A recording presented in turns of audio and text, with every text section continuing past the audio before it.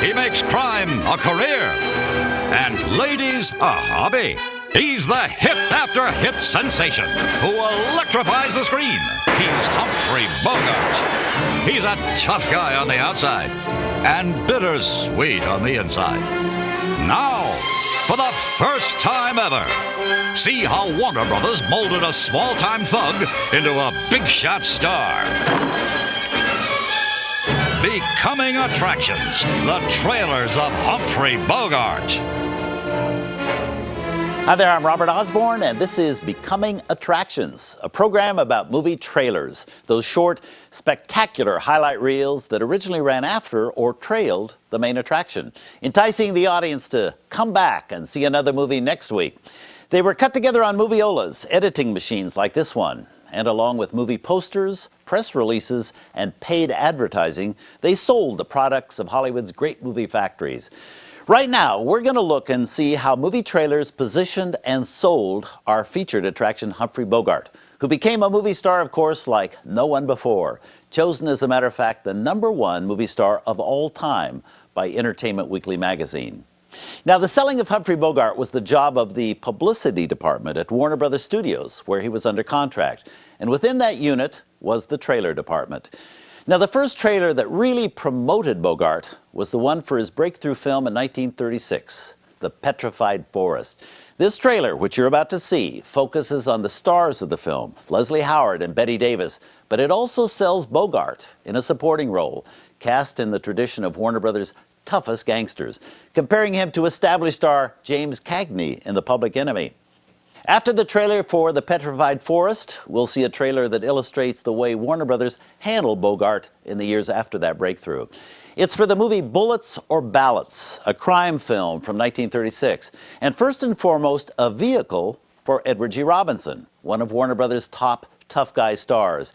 In the trailer, Bogart serves the same function he served in The Petrified Forest. He's the vicious criminal standing by to do violence and to make the bigger star, in this case Robinson, come off like a hero. In these two trailers, we'll see the image that would define Humphrey Bogart's early years at Warner Brothers. Not yet a star, but a dangerous and a very exciting new presence. Here now, the original theatrical trailer for The Petrified Forest, and then Bullets or Ballots.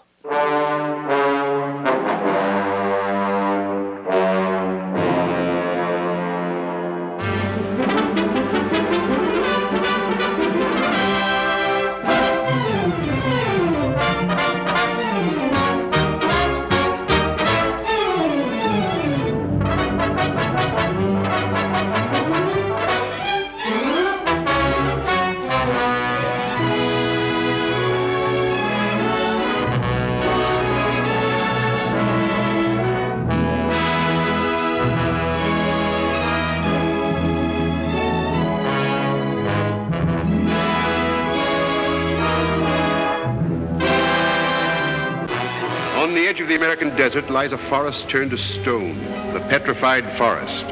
Grim, silent, mysterious. Here in a lonely desert tavern, fate draws together a strange company. Alan Squire, a vagabond adventurer running away from his past. Gabrielle Maple, a beautiful girl weary of the desert solitude, eager to escape with the first man who comes her way. Bose Hammond, an ex-football hero down on his luck. Paul Chisholm, multimillionaire banker vacationing with his disillusioned young wife, Dorothy. Gramp Maple, a sly old reprobate. And Duke Mentee, vicious leader of a notorious band of gunmen, hiding out after a gang massacre. In a short space of 24 eventful hours, these characters live a lifetime of romance, adventure, terror, and tragedy. It's one of the most unusual stories ever brought to the screen. The Petrified Forest. Well, if you must know, I'll tell you the extent of my pride. Gabrielle gave me this dollar. You did? It's none of your business. Would you like to know what she was going to give me when those rats showed up? Would you like to know? Well, speaking of rats, of all the low, slimy, stinky... Now, Gabrielle, now, you mustn't blame Bose. You must remember he's a man of muscle. He's suffering from the pangs of frustration. I said you were a dirty low... I'm sorry, Gabby. I didn't mean it. Honest, I didn't. They've got me absolutely crazy mad with all those guns staring me in the face. Shut up, Bose.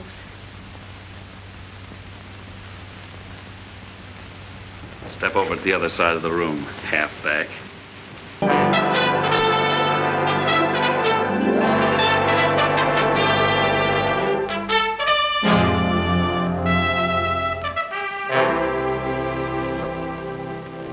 if I speak up, my dear? Perhaps I could tell you some things that... What do you know about me?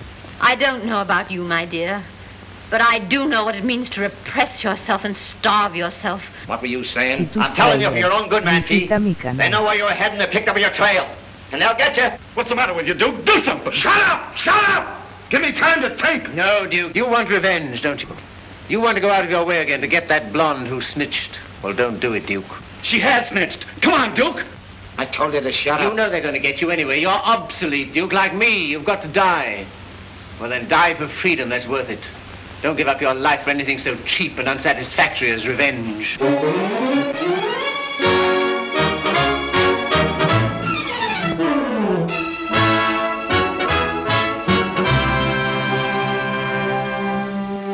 Any woman's worth everything that any man has to give. Anguish, ecstasy, faith, jealousy, love, hatred, life or death. Sometimes I feel as if I was sparkling all over, and I want to go out and do something absolutely crazy and marvelous. Just keep in mind that I and the boys is candidates for hanging. And the first time any one of you makes a wrong move, I'm going to kill the whole lot of you.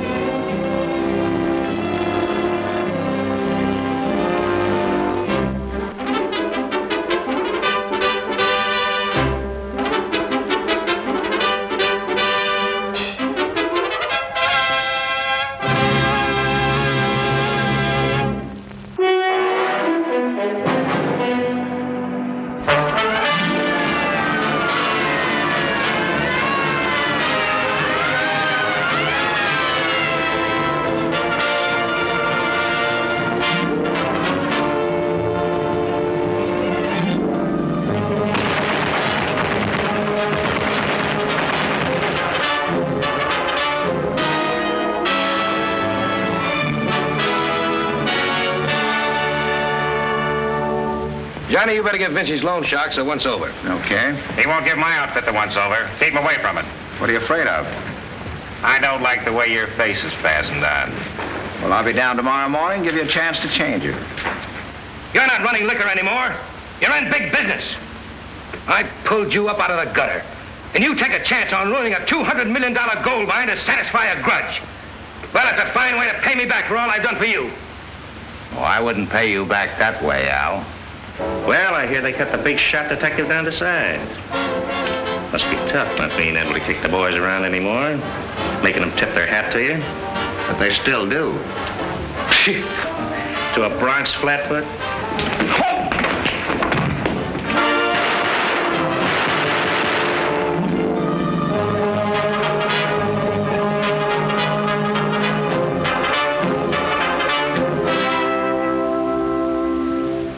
Fenner is Kruger's #1 man. If anything happens to Kruger, and I'm going to see that it does, Fenner moves up. But I'm not going to let him because I'm going to step into Mr. Fenner's shoes. You started this racket. You ought to have a share in it. I suppose Mr. Blake will let me have it. You'll have nothing to say about it. I'm running things from now on. If you want the Bronx and Harlem districts, they're yours. If you need protection, you'll get it. You don't trust me. I don't trust anybody. I've never seen it fail. Whenever mugs get into a scrap, the first thing they do is they start knighting each other. Say, I thought you were smart, Al. Keep on talking. Finally got wise to you. You're through. Oh, no, I'm just starting. Copper!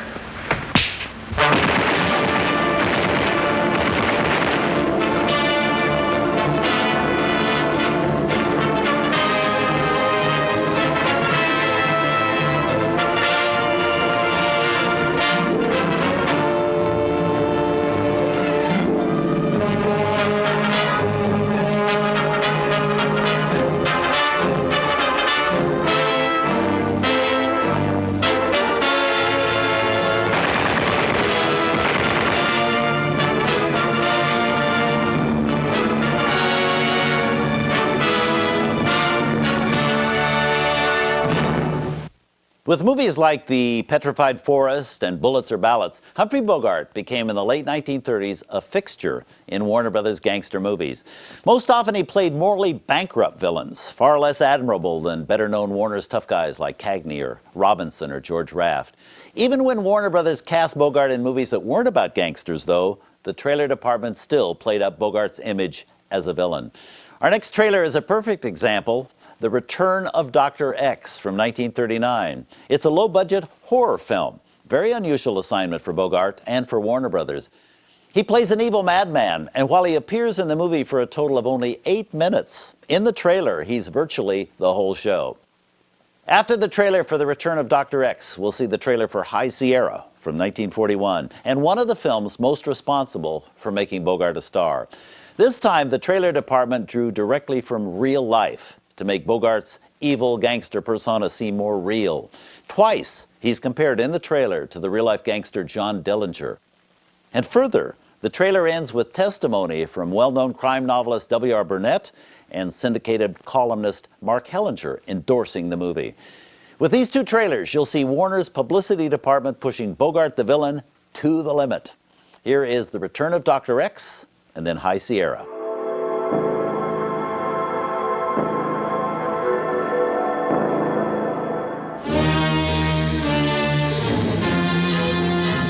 X, weird symbol of humanity's most dangerous secret, the forbidden barrier that science must never cross.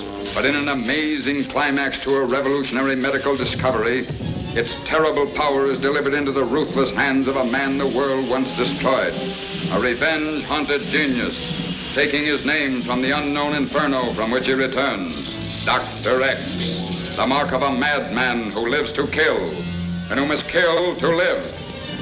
Dr. Xavier? Yes, I am Dr. Xavier. You can't be. I'll be very careful. I've always been careful, even though I had to kill. You're the blood killer.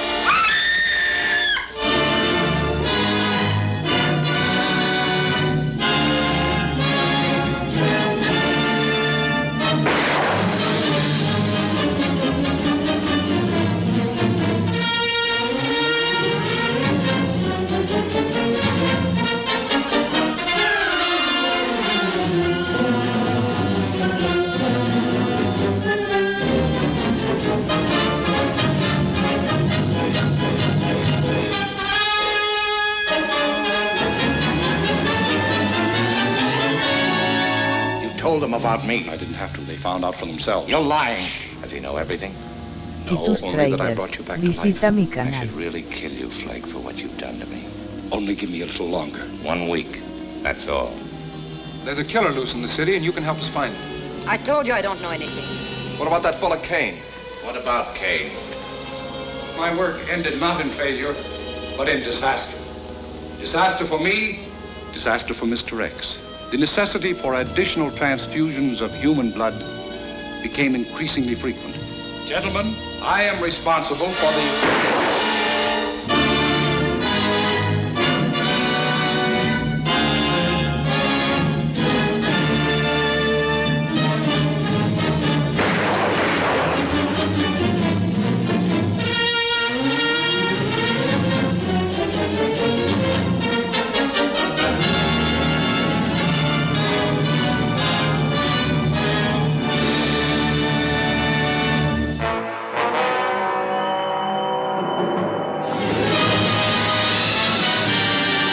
This is the highest point in all our land, mighty Mount Whitney, looming above the wilderness with the strange silence of eternity. Yet stranger still is the mission of destiny that brings men to this forbidding barrier. Held at bay by the most dangerous killer since Dillinger. Look at him up there. What's the matter, Yellow? Come and get me, buddy. Come and get me. He's trapped because man can't climb any higher, and men never came any tougher. But what brought him here? What made him that way? Was it Marie? Taxi dancer? Gangster's companion? Yet underneath it all, just a woman with a hungry heart. Oh, Roy, please don't send me back to L.A. Let me stay. I want to be with you, Roy. Please let me stay, please. Was it Red or Babe who revolted against the ruthless domination of Mad Dog Earl? I'm giving you a chance to blow. If you decide to stick, I'll shoot the first one that don't do as I tell him. Was it Velma, the girl who didn't belong? Oh, I know what Roy did for me. But I don't love him. Remember what Johnny Dillinger said about guys like you and him? He said you were just rushing toward death. All these play a vital part in the thundering saga of the last of the big timers, running the gauntlet of the law with the girl who would follow him to inferno. Human emotion, humanity itself, painted against the majestic canvas of High Sierra.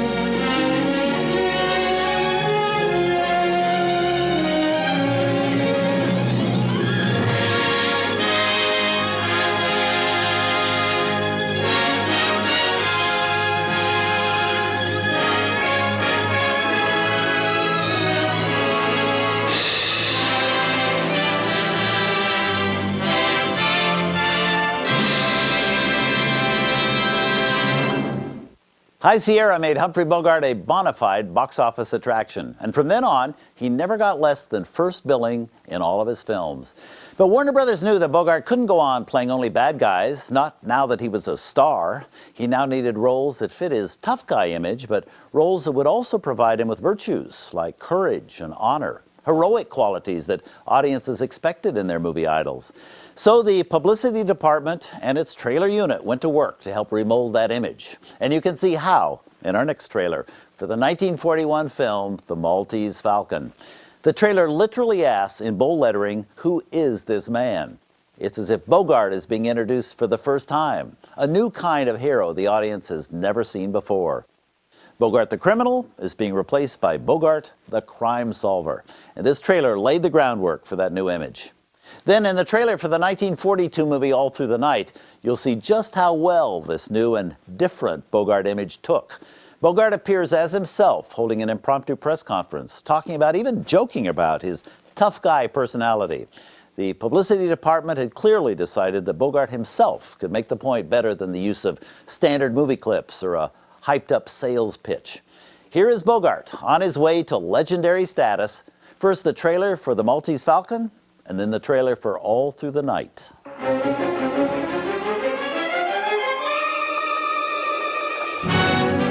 Come closer. I want to talk to you.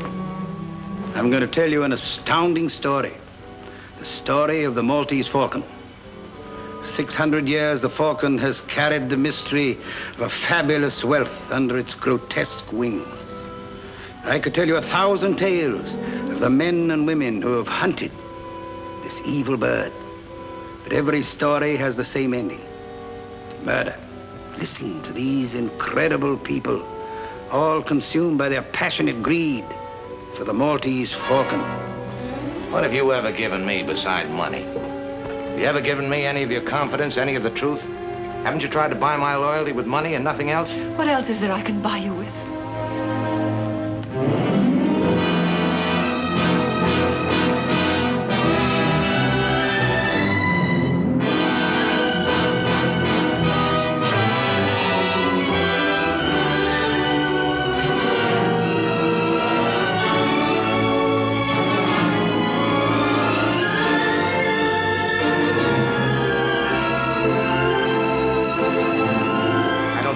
Who? I won't play the sap for you.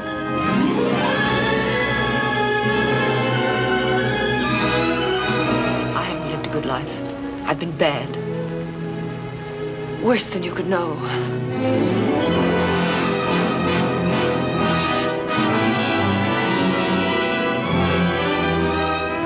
We were talking about a lot more money than this. There are more of us to be taken care of now. Well, that may be, but I've got the Falcon. You may have the Falcon, but we certainly have you. I take another riding from you, I'm gonna take. Get up and shoot it out. Stop it, the police will be here any minute. Now talk. Oh, how can you accuse me of such a terrible... This isn't the time for that schoolgirl act with both of us sitting under the gallows.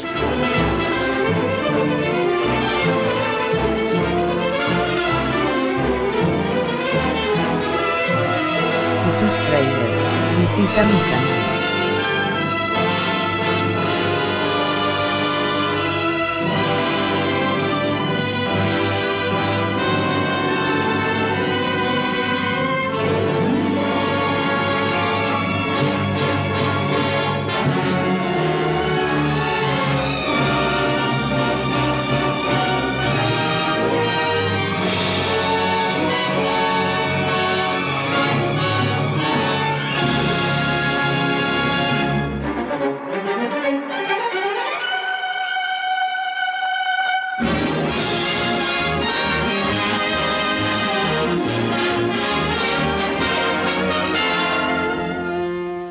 us the lowdown on this, Mr. Bogart. Miss Byrne, how do you feel about being Humphrey Bogart's leading lady? Well, I feel a little like the princess who's been rescued from the dragon by the White Knight. That's you, Mr. Bogart.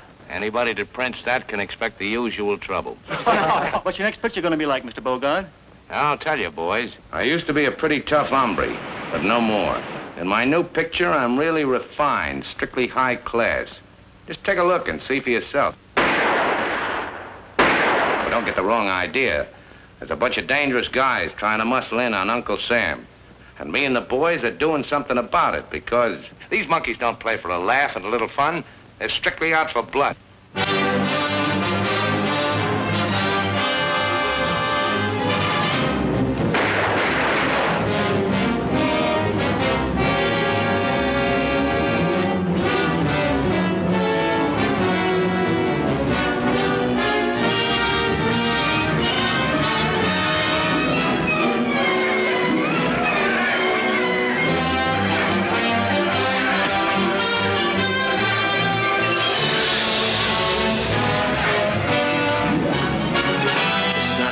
How to spend a pleasant evening. Right now, I could be dealing myself a straight flush. I could only figure out what Joe meant when he held up his hand. I know he must have been trying to tell me something, show me something. You are the noisiest guy. Listen, Weasel, back to your piano. Please, Mr. Donahue. Yeah, well, I don't like the way he's pushing you around. It isn't important. Please don't interfere. Come on. Let her alone. Take your hands off me. Get him up. You realize you will never get out of here. Every entrance is guarded. Where do you think you're going, baby? Gloves, please let me go. Listen, sister, I don't know what you're up to, but out there the cops are waiting for me with a one-way ticket to the hot seat. You know who killed Joe Dunning, and you know who killed Miller, and you know what's going on around here. You're Exhibit A, and you're coming with me.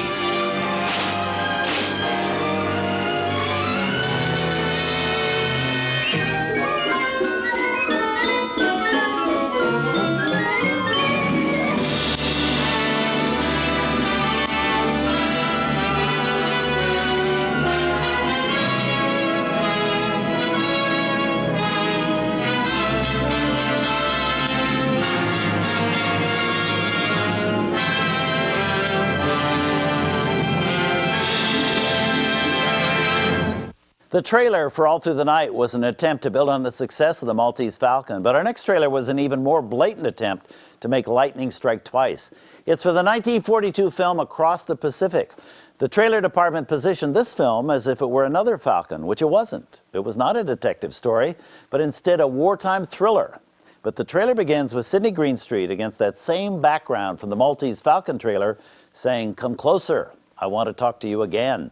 Everything in the trailer is aimed at implying that Across the Pacific is identical, maybe even a sequel to the Maltese Falcon, exploiting the success of one movie to sell another. Then in 1943 came Casablanca, the film that today defines the Bogart image more than any other. Casablanca is now considered one of the great romantic films. It's certainly the film that made Bogart a romantic hero. But at the time the trailer was created, there was no proof that Bogart had any marketable sex appeal. So the trailer touches on the romantic angle only as a part of the whole package, with equal emphasis on wartime intrigue and on Bogart's co-stars. So now let's see Bogart in an encore of his tough guy in Across the Pacific and in his debut as a romantic anti-hero in Casablanca.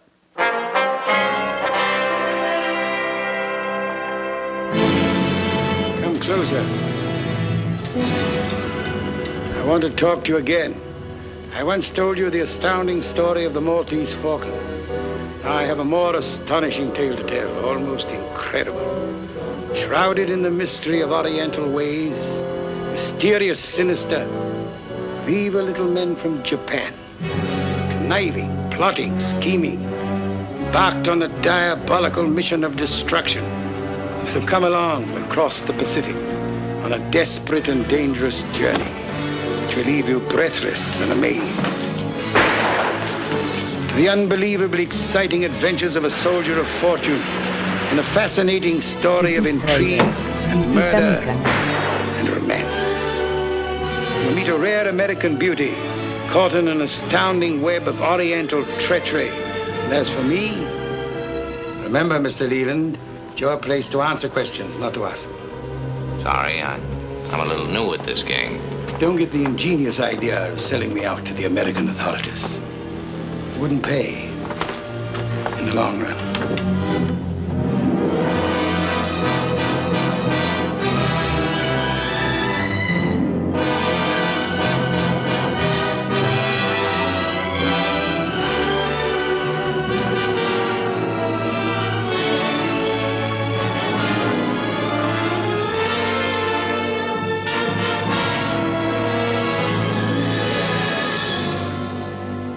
Going to hear some things about me that aren't very nice. What kind of things? I believe I'll leave that to the people who get fun out of telling you. Will what they tell me be true? What's up, Sam? Much trouble. You got a gun? Can do. You guys have been looking for a war, haven't you? That's right, Rick.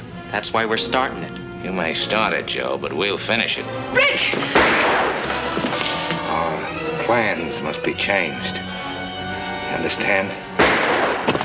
Our plans must be changed.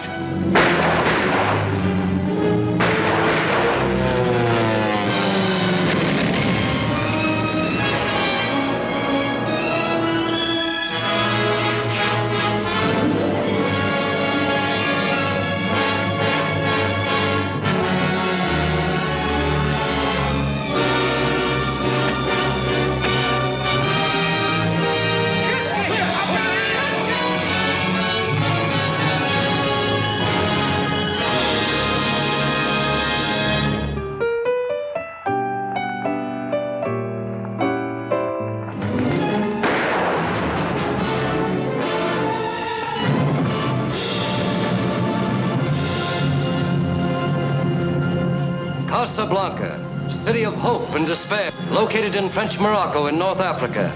The meeting place of adventurers, fugitives, criminals, refugees lured into this danger-swept oasis by the hope of escape to the Americas. But they're all trapped, for there is no escape.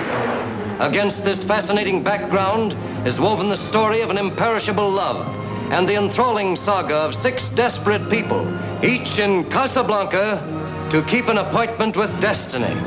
I was willing to shoot Captain Reno, and I'm willing to shoot you. All right, Major, you asked for it.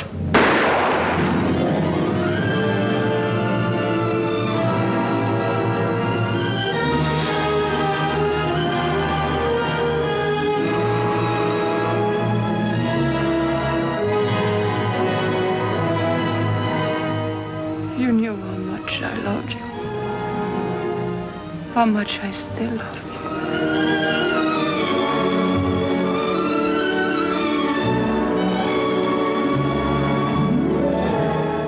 I know a good deal more about you than you suspect. I know, for instance, that you're in love with a woman. It's perhaps a strange circumstance that we both should love the same woman.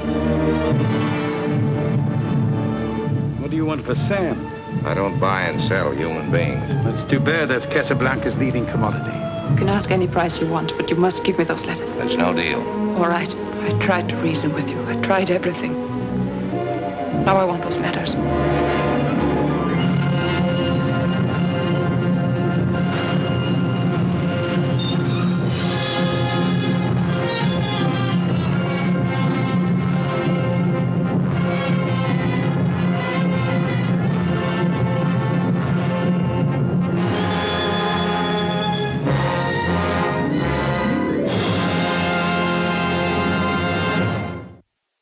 In much the same way the trailer for Across the Pacific exploited the success of the Maltese Falcon, the next trailer we're going to see is a rather transparent attempt by Warner Brothers to ride on the coattails of Casablanca. It's for the movie Passage to Marseille from 1944, and it literally takes Casablanca as its starting point.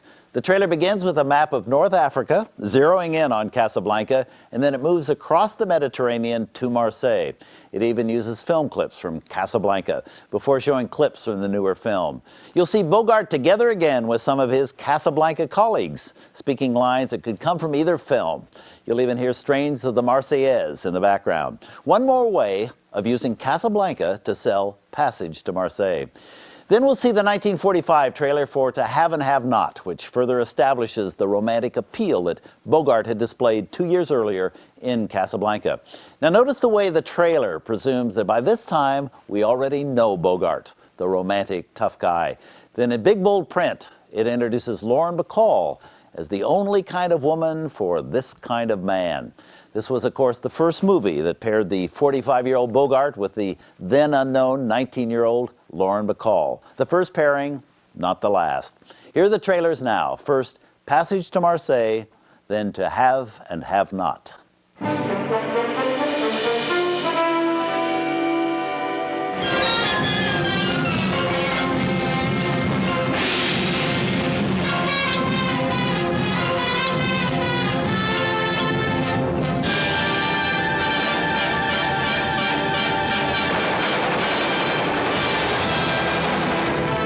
As mighty events continue to cast their shadows, the producers of Casablanca bring you another history-making adventure. Passage to Marseille, the courageous saga of a band of heroic outcasts in whose hearts France has never been defeated. Men without a country, from every corner of a world ablaze, sworn to come back to fight for the land that had disowned them. I would fight and die gladly to make my France free. Have you the courage to beat the river and the sea? I know one who has. His name is Macrack. But is this man a patriot? Greater patriot than any of us can ever hope to be. Under the leadership of Matraque, their amazing odyssey carries them through trackless jungles and over hostile seas, braving every danger, fighting for freedom as only men who have lost freedom can fight. It's Humphrey Bogart as Matraque, Claude Rains, Michelle Morgan, Philip Dorn, Sidney Greenstreet, Peter Lorre, George Tobias, Helmut Dantine. I've got to reach Marseille. I'm trying to get to a woman. I never intended to fight. If you won't fight, why should we help you escape? I leave that to your conscience. No, you will navigate this ship under my command until we reach Marseille. This is piracy, Vidal. If I give you your liberty, will you give me your word of honor to take this ship to Marseille?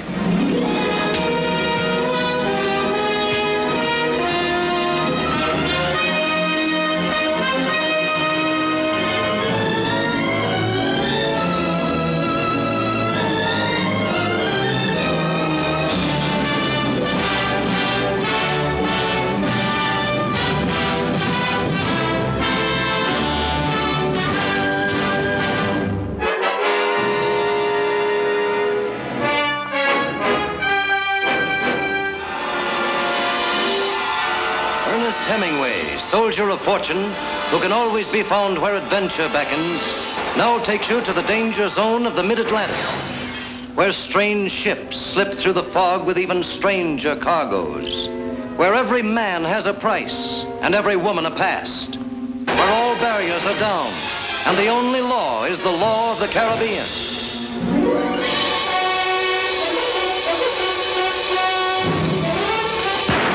Go on, pull your guns. Go ahead. Go ahead. Get him out. Don't been pushing me around long enough.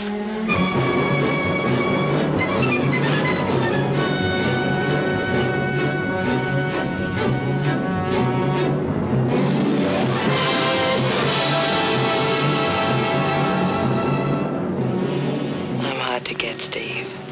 All you have to do is ask me. You know what you're getting into. It's going to be rough.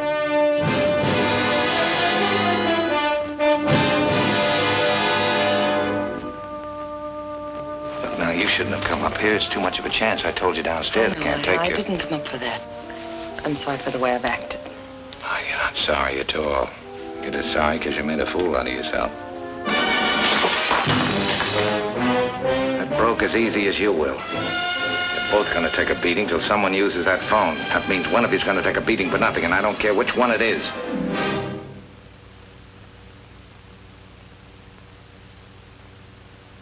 What'd you do that for? Been wondering whether I'd like it.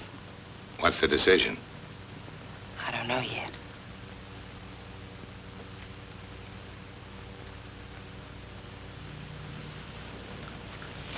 It's even better when you help. Stand by that wheel. Now, wait a minute. Give me that gun. You can't fight them guys, Harry.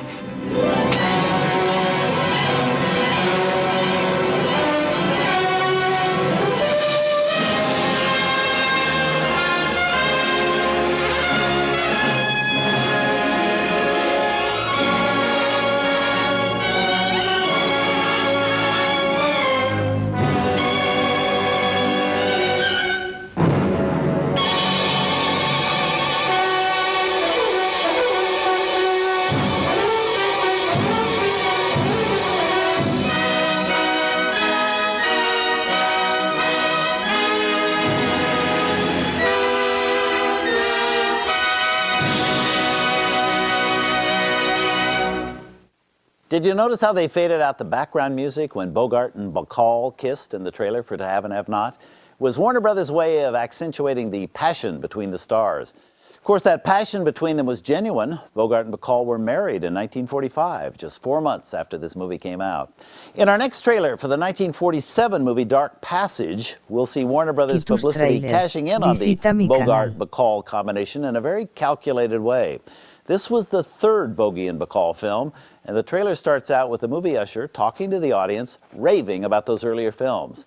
It's a way of reminding the audience how good Bogart and Bacall were together, in the hope that, like the usher, everybody would be excited about this rematch.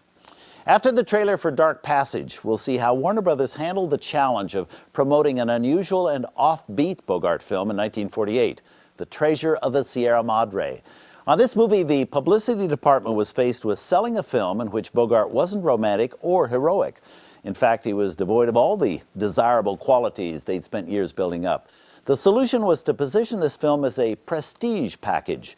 The trailer begins in almost epic style with letters scrolling up the screen, quoting movie reviews, proclaiming the film's greatness. And Bogart is positioned not so much as a screen idol, but as rather an accomplished actor in a landmark film. Here are the trailers now. First, Dark Passage, and then The Treasure of the Sierra Madre.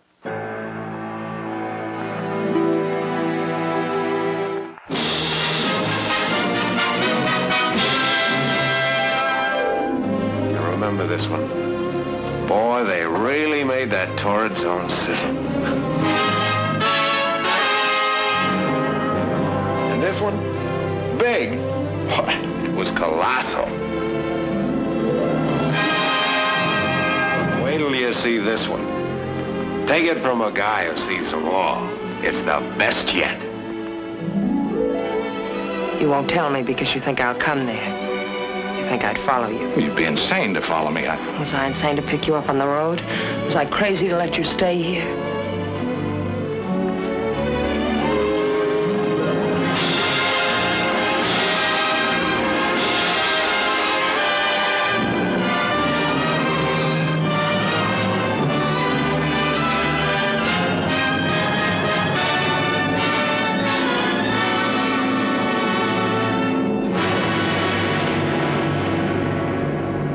I thought I had a pretty good life here, but your going away doesn't make it seem good anymore. No, I've got the Indian sign on me. It seems I can't win. I've sort of joined your team. Don't look forward to being without you. When I leave here, you're off my team. Lucky to be. You're a guy with plenty of trouble. I'll have a trouble in the world. Don't tell me, brother. I know. Your trouble is women. I've cried myself to sleep at night because of you. She's got you now. She wants you very badly, doesn't she? She's willing to run away with you and keep on running and ruin everything for herself. For she doesn't have you now, and she'll never have you.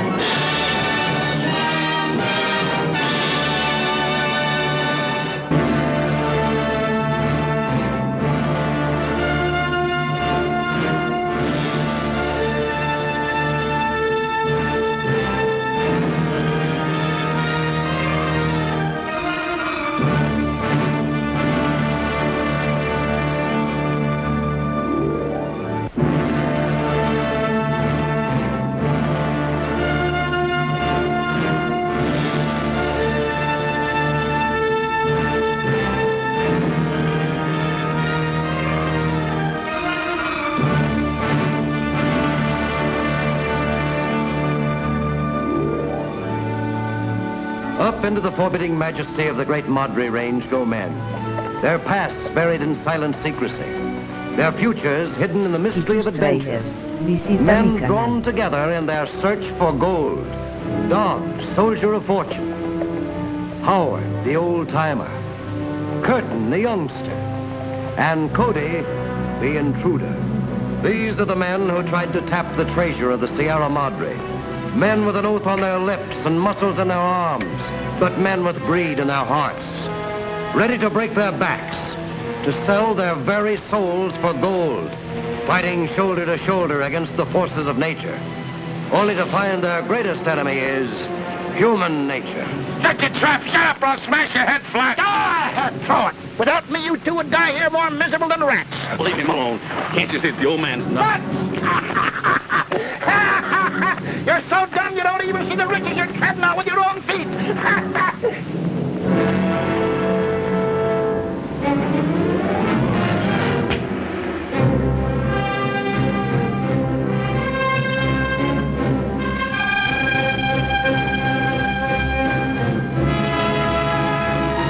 Better as far as I'm concerned. I don't want to keep that dame waiting, whoever she is.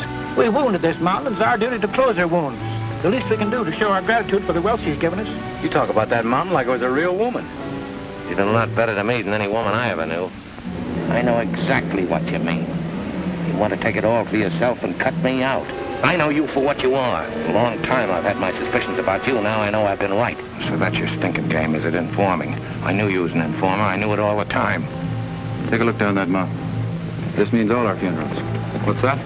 If I'm right in what I'm thinking, may the Lord be with us. They're not soldiers, they're bandits.